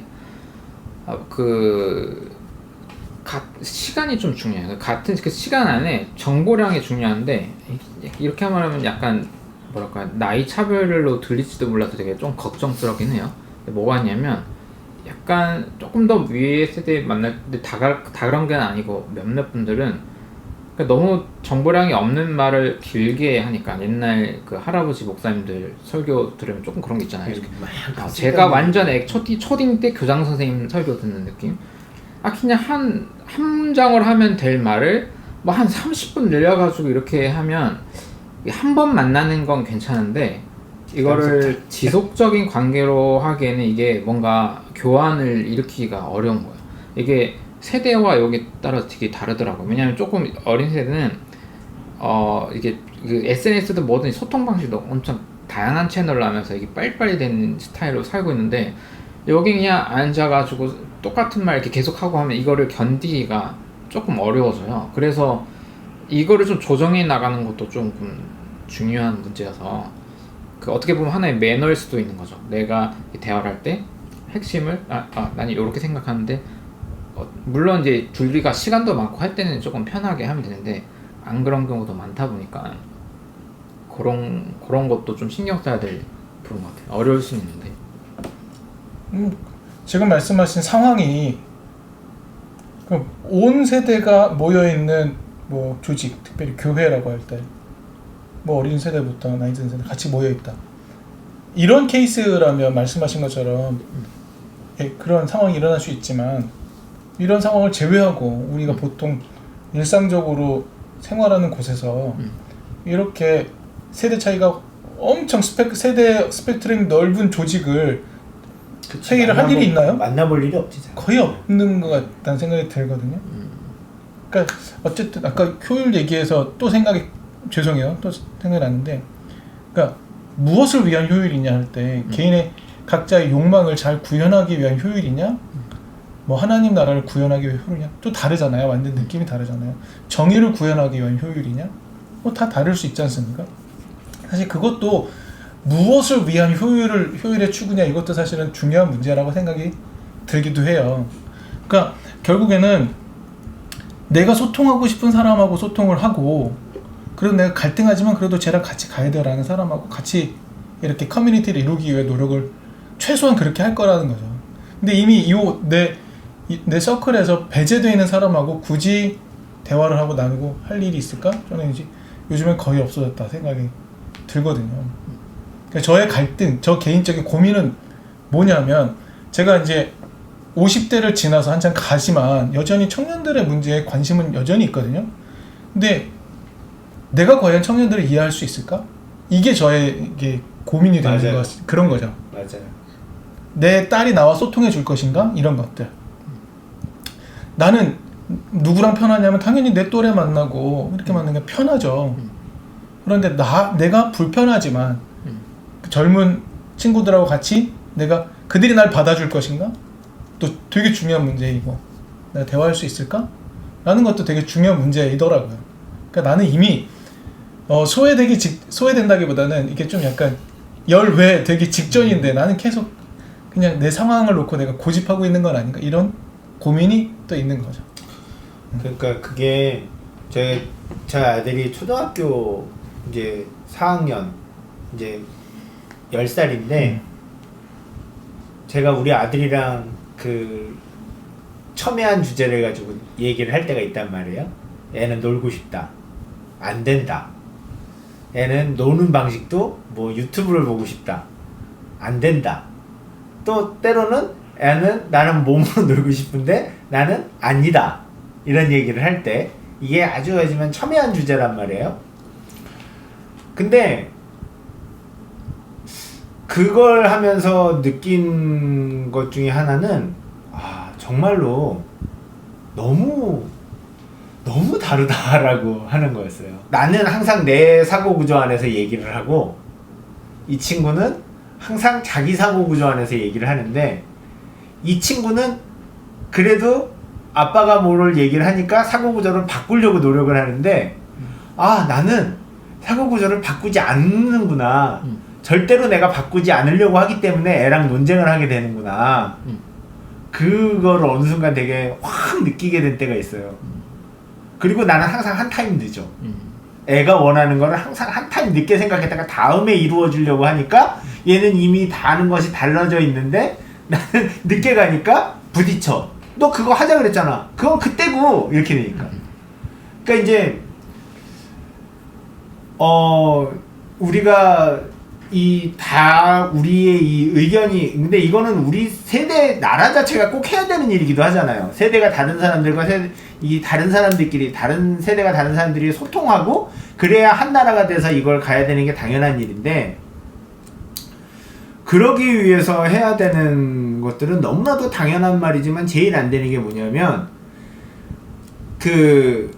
좀 세대가 앞서 있다라고 하는 사람들이 가지고 있는 자신들의 세계관을 기꺼이 무너뜨릴 수 있는 준비를 해야 되고, 너무나도 당연한 말인데 제일 안 되는 거더라고요. 그러니까 토론이라고 하는 이런 평등한 거에서는 무슨 하이어러키를 떠나서라도 우리가 기본적으로 저 사람이 하는 말을 있는 그대로 들으려고 한다면 내가 가지고 있는 사고 구조 안에서 저걸 파악하려고 하면 결국은 선입견이라는 게 들어오게 되더라고요. 내가 가지고 있는 게. 그래서 선입견이 가면 대화가 꼬여요. 왜냐하면 내가 오해를 하니까. 그래서 알게 되는 거, 결국은 세대가 다르건 누군가를 대화를 하건 할 때 제일 중요한 것은 정말로 있는 그대로 들어야 되는구나. 네. 그러니까 그래서 결국 세대가 다르다라고 할 때는 이 먼저 살았던 사람들의 입장에서는 내 생각대로 저 사람들의 말을 듣는 게 아니라 저 사람들이 왜 저런 말을 하는지를 정말로 나를 무너뜨리고 들어야 되는데 그게 가장 안 되기 때문에 세대 간에 이게 안 되는 게 아닌가. 순종이라는 얘기하니까 CCC가 떠올랐어요. 절대 순종 정말 곧바로. 정말 싫어합니다. 곧바로. 네, 정말 싫어합니다. 정말. 그러니까 이제 대한교회 운동을 하는 입장에서는 그러다 보니 또 이런 사람들이 더 보이고 그런 것에 상처받거나 열받는 사람들이 보여서 사실 우리가 어떤 매너나 규칙이 정말 성숙한 뭐가 만들어지지 않으면 와장창 쌓일 확률이 높은 거예요. 제가 몇 년 경험을 해보니까. 그래서 이제 요 책에 이제 요거만 하면 마무리하면 될 것 같은데 그 이제 그걸 알았으면은 이제 가족 관계가 아닌 일반인들의 모임에서 자 선입견 엄청 있다는 거지 알았으면은 그래서 어떤 규칙과 기술과 매너, 태도 이런 게 있지 이 모임에 이제 이걸 어떻게 세팅할 거냐에 대한 그 답변이 필요하다는 거죠.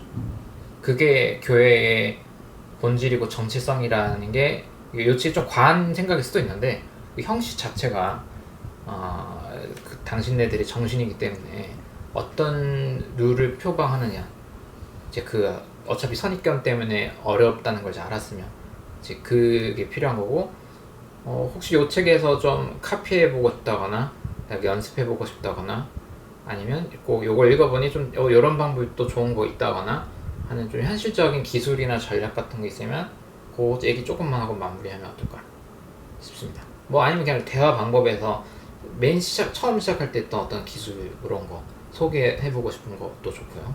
기본적으로 그러니까 그 말이라는 게 참 모든 거를 결정하는구나라는 거를 알게 되면서 아까도 얘기했지만 당신의 입장 이해하지만 나는 이렇게 얘기합니다 라고 하는 그 말이 그러면 상대방은 이렇게 얘기했네 아무것도 이해 못했네 이렇게 받아들일 수 있다라는 거죠.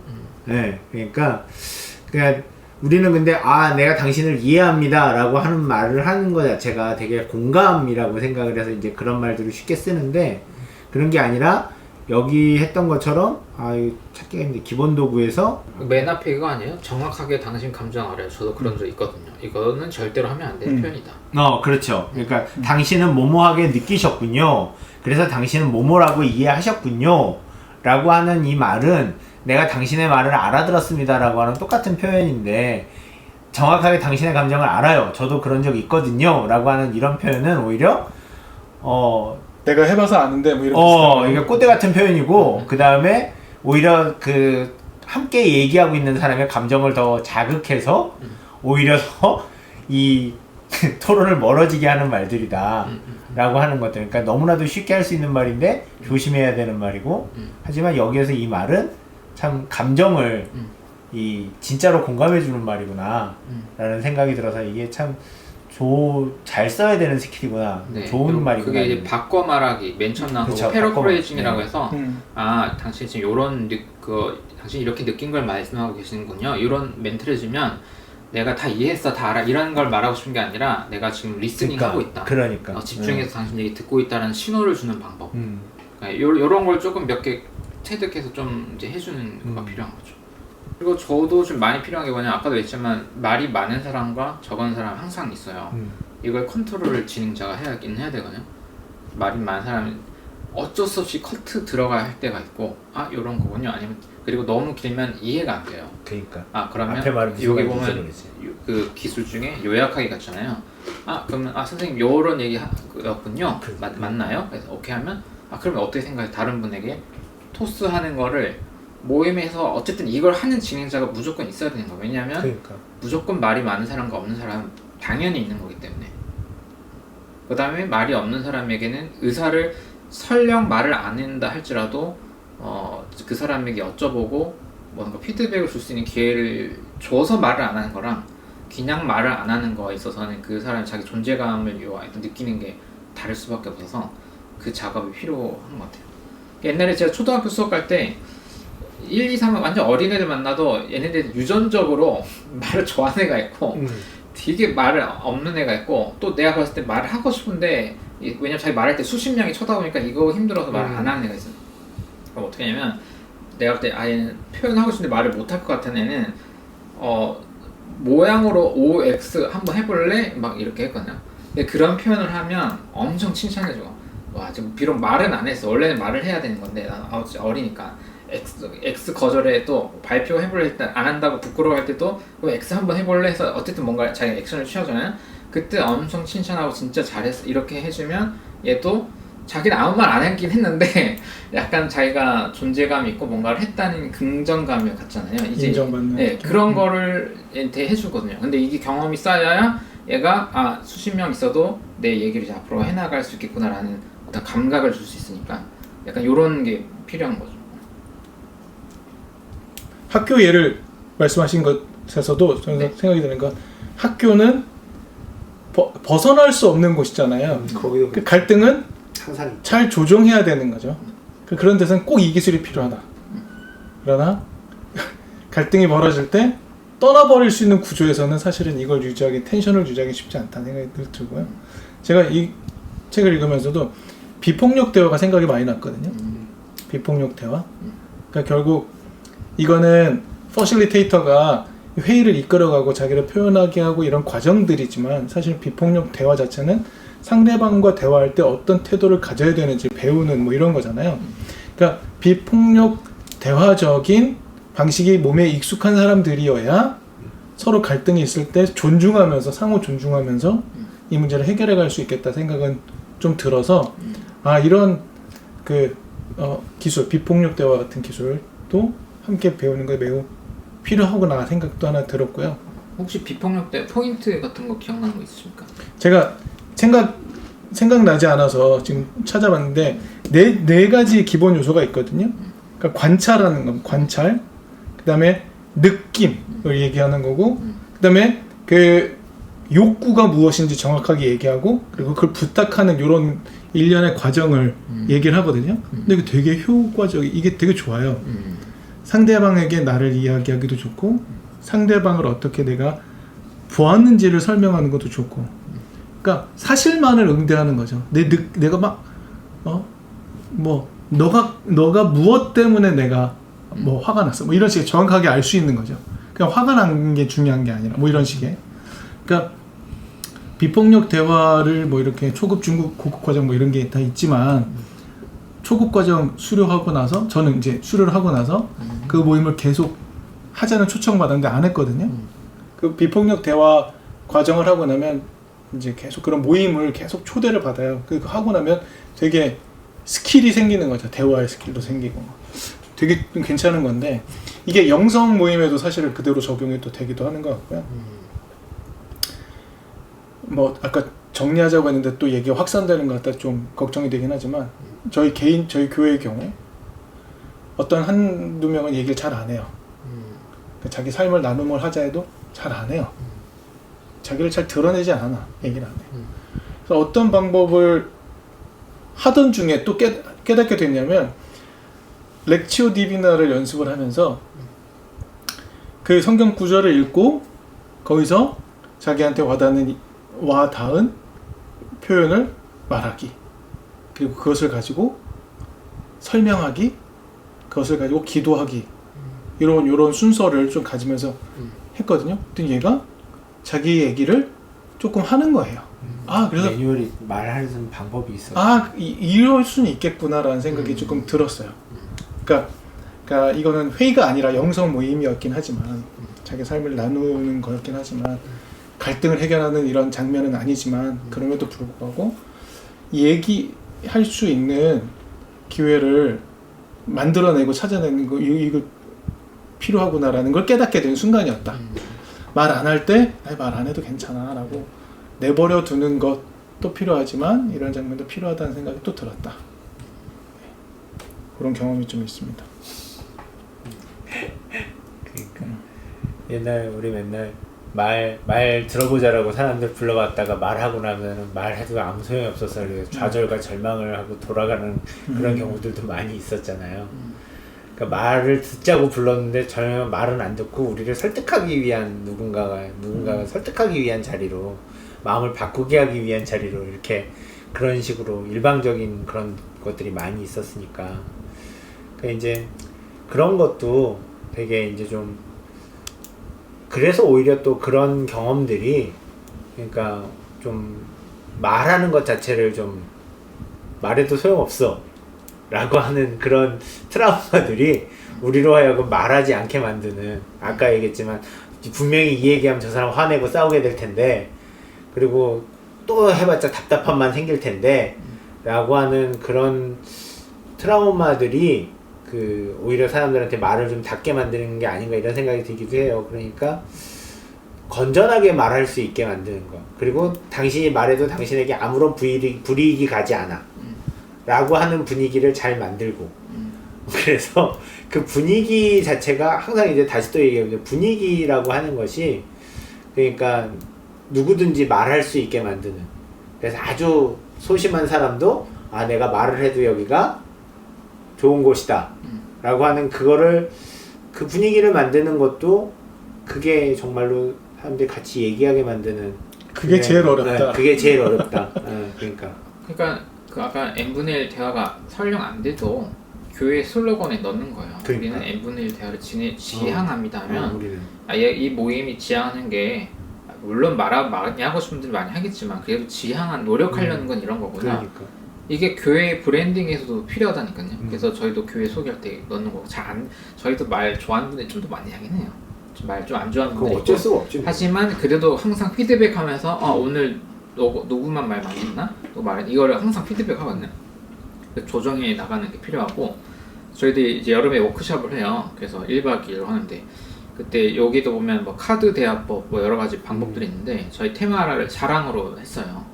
우리가 워낙 서로 관심이 없어가지고 사람들이 그러면 이 주제가 약간 느끼할 수 있잖아요. 그러니까 어떻게 편하게 대화할 수 있을까 하면 지금 제가 이 책 보고 고민했던 거지 이걸 또 이제 그 운영진의 건의해서 오케이 되면 하는 거가 아니면 엎어지는 거예요. 사랑이랄 때 느껴졌던 뭐 사랑을 줬거나 받았거나는 긍정적인 기억이나 뭐 이런 거 그 단어도 좋고 문장도 좋고 그림 포스잇 요 정도에 하고 사랑을 힘들게 한다고 느껴지는 방해되는 요소 그 다음에 교회 신앙과 사랑의 관계에서 어떻게 생각하는지 세 가지 질문에서 자기 답변을 써가지고 그 시간을 준 다음에 여기다 벽에다 다 같이 뭐 붙여놓는다거나 갤러리형으로 네 갤러리를 만들어서 다 끝나면 좀 여러 구경 알아서 자유롭게 구경하다가 대화할 때는 자기 거를 해도 되고 나 것보다 다른 사람이 답변해도 재밌어 보여 그럼 내가 이걸 빌려서 한번 얘기를 시작해보겠다 이렇게 할 수도 있다거나 그러니까 이런 거를 하면 뭔가 같은 활동을 하는 느낌이 주잖아요. 그래서 제 생각에 만약 통과가 되면 이거를 약간 영상 스케치를 만들어서 올리면 이걸 보는 사람들 뭐냐면 이 모임이 말만 n분의 1이 아니라 이 형식 자체를 고민하는 이유가 누구든 와서 좀 골고루 소통하면 만들어가려고 하는구나 라고 설득을 또 해낼 수 있는 거잖아요. 이런 것들이 좀 필요하지 않을까 싶은 거죠. 그러니까 처치 브랜딩의 관점에서 네, 모임이 오는 사람들도 어쨌든 수련회도 워크숍 전통교에서는 어쨌든 강사, 설교자, 스피치잖아요. 그게 그 형식 자체가 메시지라니까요. 우리 모임은 내 말을 맞아요. 듣는 거라. 그다음 뭐야? 기도해. 그다음 치킨 시켜줄게 놀아 이러는 건데 모임 자체가 같이 하는 거라는 거 정체성이면 형식도 그게 맞아야 되기 때문에 이런 걸 조정해 나갈 필요가 있는 거죠. 아까 처음에도 얘기했지만 정체성, 이 조직이 어떤 정체성을 가지고 있느냐에 따라서 이런 갈등을 어떻게 해결해 나갈 수 있을 것인가 아닌가 결정이 돼버리는 거죠 이미. 그러니까 그게 참 중요한 것 같아요. 네, 우리는 항상 그 마인드를 가지고 있다. 그게 제일 중요한 것 같아요. 우리도 교회에서 사역하고 훈련 받아온 게 어떤 일반적 소통을 하기 사실 몸에 배웠기 때문에 그러니까 이걸 역전시키려면 많은 노력이 필요해요. 다른 방식의 것들이 세팅되어서 그 세팅으로 설득을 해야지 이렇게 우리는 이렇게 하겠습니다. 그런 슬로건으로는 요즘 시대에서는 그 누구도 설득하기 좀 어려울 것 같다. 그 세팅 자체를 아예 진짜로 강제적인 세팅을 해놔야 되는 거예요. 시스템을 그렇게 만들어야 돼요. 근데 두 가지 요소가 다 필요한 거잖아요. 일단은 신앙에 관심 있는 사람이어야 하고 그런데 그 신앙을 함께 나누는 커뮤니티가 필요해서 교회를 찾아왔는데 그 교회는 민주적인 교회여야 한다는 이 두 가지 조건을 다 만족시키는 굉장히 적은 수의 사람이 지금 길석교회를 찾아오고 작은 교회들을 또 찾아갈 거란 말이라는 거죠. 그러니까 그런데 또 하나는 일단은 민주적인 거라든가 이런 거 몸에 익숙해 있어. 이 지금의 세대가. 근데 이 세대들한테 기독 신앙이 무엇인지를 소개하고 기독 신앙 안으로 들어오게 하고 싶어. 만나게 하고 싶어. 그러면은 기독 신앙을 소개하고 싶은 이 그룹은 너무나 당연하게 이 민주적이고 평등한 구조를 갖고 있어야 된다. 그래야 그 세대들이 들어와서 정착할 수 있다. 이런 제안이라고 생각이 들거든요, 사실은.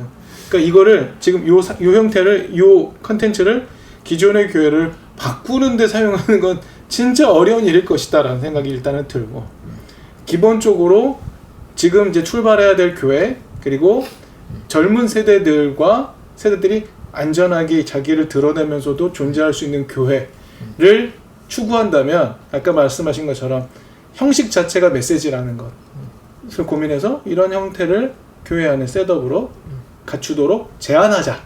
이런 그쵸. 면에서는 왜냐면 컨텐츠로만 가면 어려운 공부를 좋아하는 사람만 오더라고요, 보통. 근데 제가 해보니까 우리 워크숍이나 이게 놀러 갈 때만 오는 청년분들 있어요. 얘들한테 중요한 건 이 모임의 분위기와 이런 거기서 오는 어떤 사랑의 느낌, 그런 것들이거든요. 근데 요런 거를 오픈하려면 우리가 모이는 형식들을 잘 기록해서 그거를 올려야 저런 방식으로 모이면 좋겠다라고 하는 사람들이 또 모여서 오기 때문에 이게 또 필요한 방법인 것 같은 거예요. 그래서 저도 이런 책에 좀 관심이 생긴 거고. 그냥 이거는 한마디만 하면, 그런 관점에서 본다면 우리 기본적인 교회에서 제일 먼저 없어져야 되는 것들이, 뭐 정확한 표현은 아닙니다만 제자교육 같은 게 아닌가. 제자훈련 같은 게 아닌가. 그러니까 그거는 솔직히 재교육 시켜서 그 편입시키는 그 뭐 옛날에 뭐라 그랬죠? 그 운동권들이 많이 했던 그거 뭐라 그래요? 의식화 교육 같은 거잖아요, 솔직히 얘기하면. 그러니까 이 사람을 제자교육 하는 거는 똑같은 전형의 사람으로 만들어가지고 정신교육을 개조를 시켜서 이 교회의 임원으로 만든다. 그러니까 결국 획일화에 동참시킨다라고 하는 거잖아요. 그래서 그 의식 속에 순종한다, 토론은 없다, 갈등은 없다, 이렇게 만드는 거잖아. 그러니까 나는 근데 그게 어떻게 보면은 교회의 가장 부흥의 수단으로 사람들이 그거를 툴로 사용을 했단 말이에요. 그러니까 이제 그거 자체가 무너져야, 그러니까 그야말로 민주적인 교회가 되지 않을까. 그래야 알아서 무너지는 중이라서 우리가 너무 걱정 안 해. 근데 어르신들은 좋아하겠지. 근데 그거를 그냥 안타까운 거는 모르겠어요. 뭐 그런 교회가 아니다, 자기네들은 아니다라고 얘기하겠지만, 그 젊은 청년들이 많이 가는 교회들이 있어요. 교회들이 있고 막 여러 가지 무슨 퍼포먼스나 이런 것들을 거대하게 하면서 막 청년들이 뭐 몇천 명 모인다, 뭐 만 명 모인다, 이런 교회들이 있는데, 그런 교회들의 세팅을 보거나 하는 형식들을 보면 그냥 그대로예요. 제자교육, 성경 공부, 그래서 그걸로 같은 비전의 의식화, 그래서 가는 것. 근데 퍼포먼스만 약간 다르다, 이런 느낌, 분위기만 약간 다르다, 이런 거죠. 그러니까 이제 그런 느낌에서 봤을 때는, 그러니까 물론 뭐 그래 이제 얼마 안 갈 거야 이렇게 얘기할 수 있겠지만, 그 초대형 교회는 되죠. 근데 그게 그러니까 이제 거기는 뭐 된다, 뭐래도 된다, 이렇게 부흥하고 있잖아요. 코로나 지나서 원래 초대형 교회가 엄청 부흥하고 있잖아요. 그러니까 근데 젊은 목회자들 중에 뭐 개척을 해서 뭔가를 한다라고 하시는 분들 중에서도 그런 스타일로 가시는 분들이 많고, 그런데 청년들이 모이거든요. 작은 교회도. 네, 그런 게 문제라는 거예요. 뭐 모이면야 감사한 거니까 저는 범죄만 일으키지 않으면 좋다고 보는데. 근데 이제 그것도 실력이지 뭐 어쩌고 그렇게 한다. 우리는 대화보다는 이렇게 그러니까 난 그게 안타까운 거죠. 저는 그런 고민이 있어요. 지금 교회에 남아있는 청년 세대들을 놓고 그 얘기를 하는 거예요. 더 뺏어오고 더 안 뺏기고 뭐 이런 전투라고 한다면 나는 그건 별 의미 없다라는 생각이 있다. 우리는 어차피 우리가 가지고 있는 기독 신앙을 가지고 선교적인 역량을 구현해야 되는데, 제가 하는 말은 뭐 더 뺏어오고 이런 문제가 아니라 청년들이 신앙을 건강한 스타일로 가지지 못하게 된다는 얘기를 하는 왜냐면 거예요. 원래 그런 친구들이어서 어쩔 수 없이 그걸 원하는데 여기 카리스마 있고 맞네 그럼 저기로 따라가는 거잖아요. 그 교회에서 수평 이동이니까 그건 어쩔 수 없는 거예요. 왜냐면 그 친구들도 아기 때부터 주의식 교육만 받아왔는데 그게 갑자기 토론해볼까? 대화해볼까? 목사님이랑 나랑 같이 동등하게 대화해볼까? 어차피 안 맞는 애들이잖아요. 교회 안에 만들어진 존재들이라서 어쩔 수 없는 거죠. 그 익숙한 친구들은 그렇게 이제 가더라도 그런 데를 가야지 못 오겠어요. 그러다가 어느 날 고꾸라지는 경험을 해야 다른 방식의 신앙이 필요한가 할 때 질문할 때에만 지금 우리 한의원 교회를 찾을 수밖에 없어요. 그래서 나는 그런 게 좀 안타까운 게 있는 것 같아요. 그러니까 그러면 버려야 되느냐, 단념해야 되느냐. 버리는 게 아니라 걔네 그분들이 우리 버린다니까요. 지금 그러니까 우리가 버림받았고 우리는 네. 끝났기 때문에 거기에 대해서는 우리의 할 것만 할 수 있다라고 얘기하는 게 조금 안타까운 것 같아요. 그냥 뭐 어차피 뭐 우리가 얘기한다고 해서 바뀌진 않겠지만, 근데 그럼에도 불구하고, 그러니까 뭐 이런 컨텐츠 자체가 그런 목소리를 내는 일이기도 하긴 하겠지만. 그러니까 이 컨텐츠 토대로 빌드업하고 세팅을 해서 이 형식을 보여줘야 사람들이 여기 맞는 요즘 흐름에 맞는 사람들이 모일 수 있다는 거죠. 그렇죠. 네, 맞아요. 그래서 그런 거기도 하겠지만 그냥 그거 자체가 너무 안타깝고 답답한 일이기도 해서. 그렇죠. 좀 극단화되어 있는 것 같아요. 그래서 목회들도 어쩔 수 없이 선택해요. 기성교회처럼 카리스마 설교와 이런 시스템을 내가 갈 거냐, 아니면 기초부터 다 해체해서 그럼 형식은 어떻게 뭘 할지 이거 세 판을 짤 거냐. 어쩔 수 없이 지금 둘 중 하나 선택이야. 중간에는 애매해요. 그러니까요. 그게 참 너무 안타까운 일인 것 같아요. 근데 어쨌든 이 책이 준 시사점은 대화 방법, 모이는 형식, 이게 메시지다. 이게 너네의 진실이야. 설교로는 여러분 약자 보호 아시죠? 뭐 어쩌고저쩌고 맨날 하는데 모였더니 교회에서 사회적 지위가 높은 사람만 말을 하고 있거나 취업한 사람들만 뭔가 하고 있거나 그러면 교회는 그런 교회인 거야. 설교만 좀 그렇게 했다 뿐이지. 그러니까. 멕시코의 여성 대통령이 탄생을 했다 라는 뉴스와 더불어 제가 접한 게 뭐였냐면 멕시코는 정치인들의 절반이 여성, 절반 남성을 법으로 정해놨다는 거예요. 프랑스처럼 해놔. 네. 프랑스도 그래요? 근데 국회 전체인지 모르겠는데 중요한 의결하는 시스템. 거기는 입법하는 국회의원들 선출할 때 성비를 그렇게 물론 양성만 결정한다 이렇게 했다면 또 문제일 수 있지만 요즘에는 그리고 임원들도 그렇다는 거예요. 그러니까 구조적인 걸 이미 그렇게 만들어 버렸다는 거죠. 훌륭하네. 예. 멕시코. 그러니까 이런 식의 최소한 구조 자체가 말씀하신 것처럼 가진 사람만 말하고 뭐 이렇게 되는 구조잖아요. 예, 그게 아니라 진짜 농민을 대표하는 사람도 국회에 들어가고 뭐 이런 식으로 상상이 필요한 것처럼 교회도 우리 커뮤니티도 그런 상상력이 필요하다. 우리는 통합교단이니까 통합교단 총회를 볼 때 여성 총대 비율을 정하자는 것조차도 못하는 이런 수준으로는 이젠 안 된다. 그 뭐 벌써 몇 년 전인데 코로나 전이었던 것 같은데 ESG 세미나 뭐 이런 걸 했어요. 교회 세미나. 근데 그 강사가 그런 얘기 하더라고. 교회는 너무 힘들다. 이 정도 지금 앉아 있는 사람이 이걸 보니 ESG 안 된다 여기는. 시작도 못 한다. 이런 얘기를 들었을 때, 그러니까 안 되는 거예요 지금 구조 자체가. 워낙 꼰대이고 그런 생각이 드네요. 오늘은 이렇게 마무리. 혹시 추가 코멘트 뭐 이런 거 있으십니까? 주제에 관해서. 네, 책이 얇고 어렵지 않아서 그리고 굳이 다 읽을 필요는 없기 때문에 제 생각에 교회 리더십이나 혹은 교회를 이제 새로 빌드업을 하거나 새로 개척을 준비하시거나 이럴 때 이런 컨텐츠 시작하는 멤버들이 같이 의논해 보는 거 좋을 것 같아요. 그래서 추천할 만한 책이라고 생각합니다. 네. 이렇게 오늘 모임 이렇게 마치도록 하겠습니다.